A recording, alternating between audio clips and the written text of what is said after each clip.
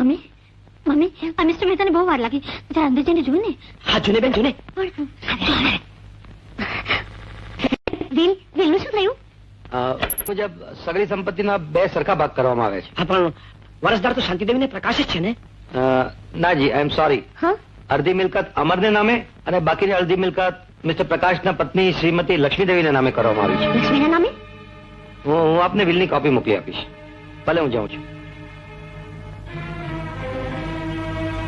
જોયું અરવિંદ, હું તો પહેલેથી જ કહેતી હતી કે પેલી ચુડેલ જરૂર કઈ કામણ ટુમણ જાણતી લાગે છે. અરે મમ્મી, આપણે તો ક્યાંય ના રહ્યા. હા બેન, હવે તો અવારનવાર તમારે ભિખારીની જેમ 2 બદામની બહુ પાસે હાથ ફેલાવવો પડશે. બીજું તો કઈ નહીં, પણ બિચારો પ્રકાશ રસ્તે રજડતો થઈ જશે. હું એ કોઈ કાળે નહીં બનવા દઉં. જોઉં છું કે આ વિલ કઈ રીતે ટકે છે.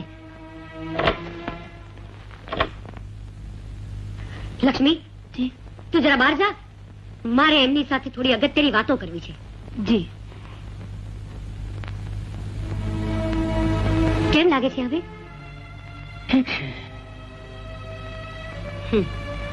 આજે મને એક પ્રસંગ યાદ આવે છે. શ્રી કૃષ્ણ સુદામાના સઘળા તાંદુલ આરોગી ન જાય એટલા માટે રૂક્ષ્મણીએ આડો હાથ ધરતા કહ્યું હતું કે બસ થોડું અમારે માટે તો રાખો. પણ તમે તો હું આડો હાથ ધરું એટલા માટે ઈરાદા પૂર્વક મને બહાર રાખી નહીં. વકીલને મળીને આવ્યા લાગો છો. હા. તો સાંભળો, એ ફરજ પૂરી કરતી વેળાએ શ્રી કૃષ્ણને જાણ હતી તે એક દિવસ યાદવોને હાથે જ આ સઘળું તારા થવાનું છે.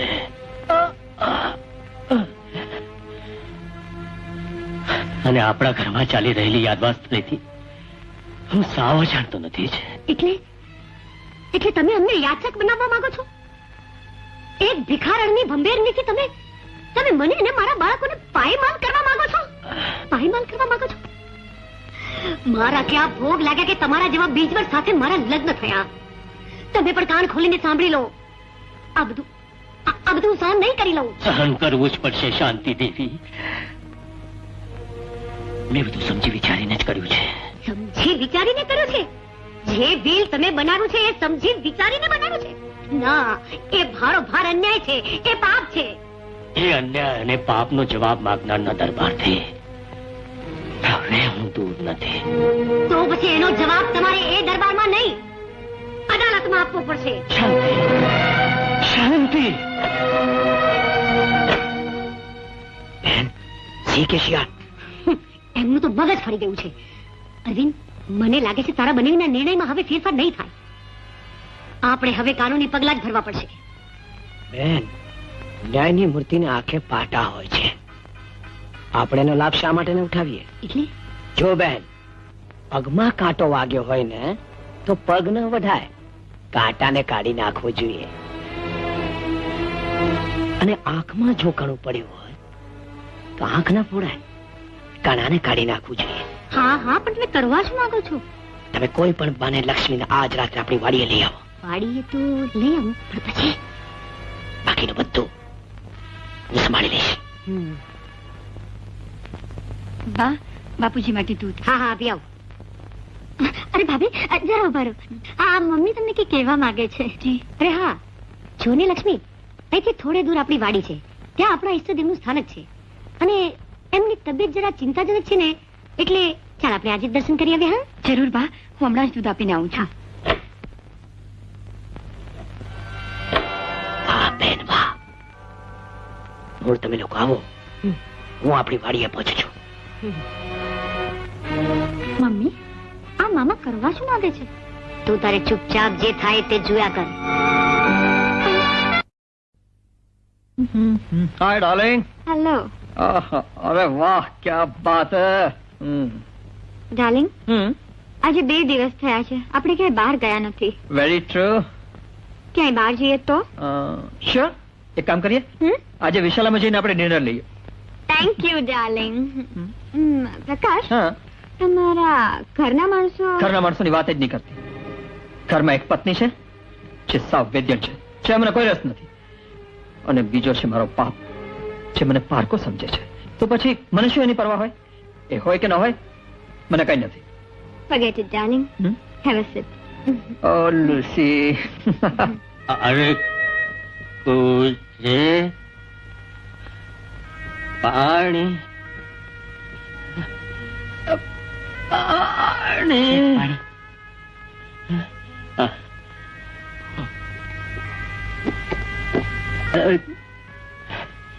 ક્યાં છે બધા? શાંતિ, લક્ષ્મી, શોભા બધા વાડીએ ક્યાં છે? પ્રકાશ પ્રકાશ શેઠ, નાના શેઠ 2 દિવસથી આવ્યા જ નથી. આવ્યું જ નથી.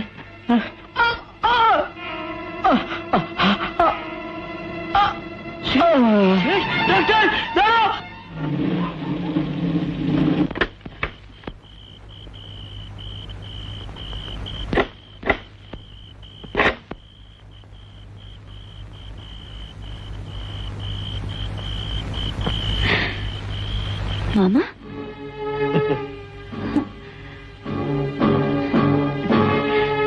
બા, ઈષ્ટદેવનું સ્થાપન ક્યાં છે?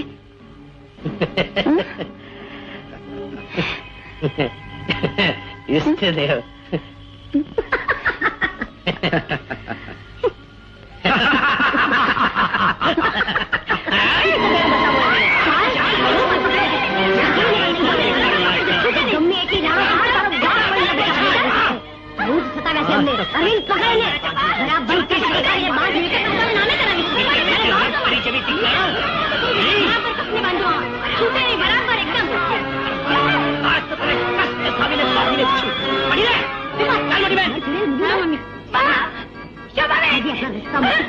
મેં તો શું ભલા કરી. ચાલો મમ્મી, ગાડીમાં બેસવા દો. હા, હા. હું આવું છું.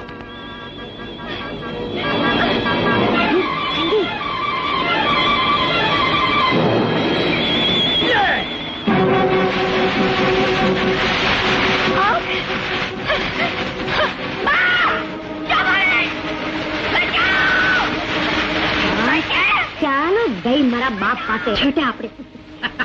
ચાલો બેન, બેન, કઈ તારી વહુ? પેલા આપણે ભાગી જઈએ. ચાલો, ચાલ ગુપ્તા.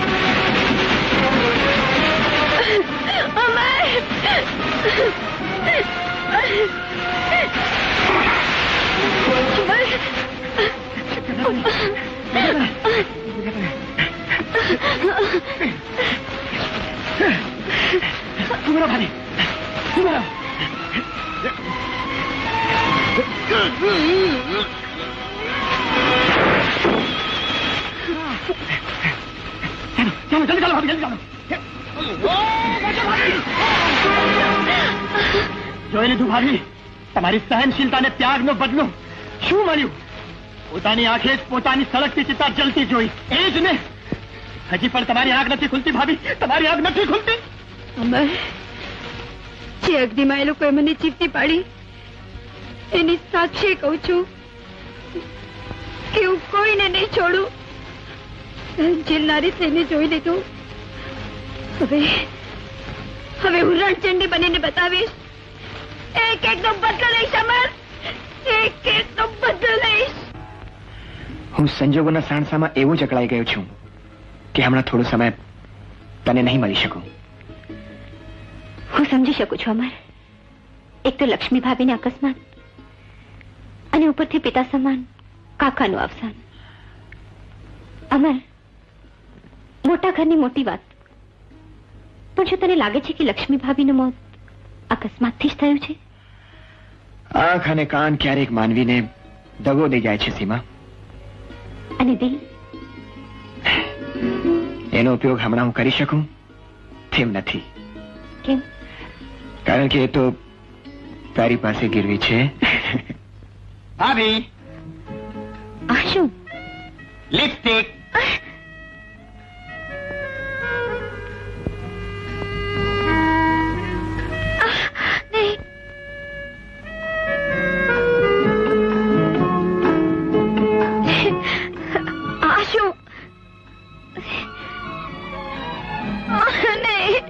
આમાં કેવી લાગુ છું?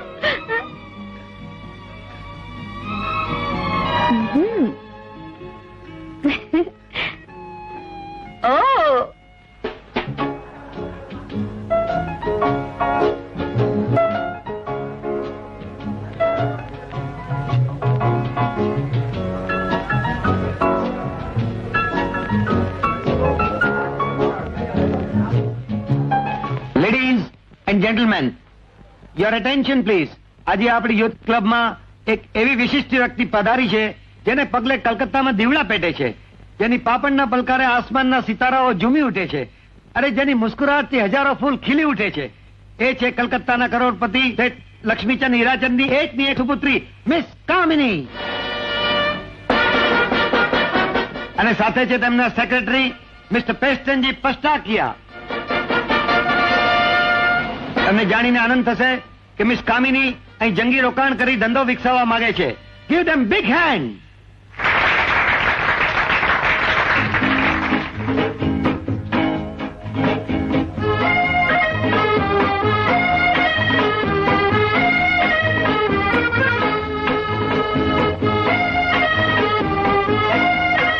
હેલો.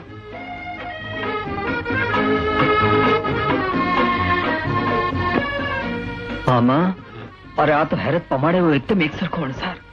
ઘડી પર તો મને એમ થયું કે આપણી લક્ષ્મી જ છે. રે ભાણા, આ તો કોઈ જન્નતે હૂર છે. ક્યાં કરોડપતિ કામિની ને ક્યાં આપણી લગર વગર લક્ષ્મી. ભાણા, એનો અણસાર જોવા કરતા અત્યારે જે જંગી રકમનું રોકાણ કરવા આવી છે એના પર ધ્યાન આપવા જેવું છે. તો બેસ, હું પેલા પેસ્ટનજીને પતાવું છું. જલ્દી. Hello mister પતાસિયા. પચાસિયા નહીં બાવા, પસ્તાકિયા. ભેજાનું દહીં કાંઈ કરે? આઈ એમ સોરી મિસ્ટર પસ્તાકિયા. એક મિનિટ બાવાજી, એક મિનિટ. બાવાજી, હું ને મારો મિત્ર પ્રકાશ આપને બિઝનેસ અંગે મળવા માંગીએ છીએ. આઈ મીન કામિની દેવી. એવા અપોઇન્ટમેન્ટ સિવાય મળતા નથી અને ઇન્ટ્રોડક્શન સિવાય બોલતા નથી. તો પછી તમે બતાવી દો ને. પણ તમે કોણ છો બાવા? હું અમારો મિત્ર પ્રકાશ છે ને, હા, એ અહીંના મિલ માલિક શેઠ દીનાનાથનો એકનો એક સુપુત્ર છે. શું કીધું? કપૂતર? નહીં, સુપુત્ર, દીનાનાથ સન. પણ તમે કોણ હુઆ છો? હું એનો મામો છું. આઈ એમ અરવિંદ. એટલે ચાલો, આઈ મીન સ્ટેટ નો ચાલો. Excuse me, Mr. Pastakya. હા madam. When is our next appointment? Madam 3 minute અને 30 સેકન્ડ પછી. That's fine. Let's go. હા, Excuse me. Yeah. બાવાજી, મારી અપેન્ડનું શું? Yeah. આજે તમને ડિસઅપોઇન્ટમેન્ટ કરવા પડશે. કાલે મને કલકત્તા હાઉસ પર મળજો, ખાનગીમાં. ખાનગીમાં? સમજો કે ખાનગીમાં. અચ્છા, paper weight. Paper weight. Hello. Madam, એ મિસ્ટર, અમારા મેડમ અપોઇન્ટમેન્ટ સવાય મળતા નથી અને ઇન્ટ્રોડક્શન સવાય બોલતા નથી. પણ તમે- ખાલી પેલી ભેજાનું દહીં કાંઈ કરો છો બાવા? મેડમ, મામા શું લાગે છે? અરે ભાણા, પેલો ખડૂસ પારસી ઊંચા ભાવે લગાડી દે તેમ લાગે છે.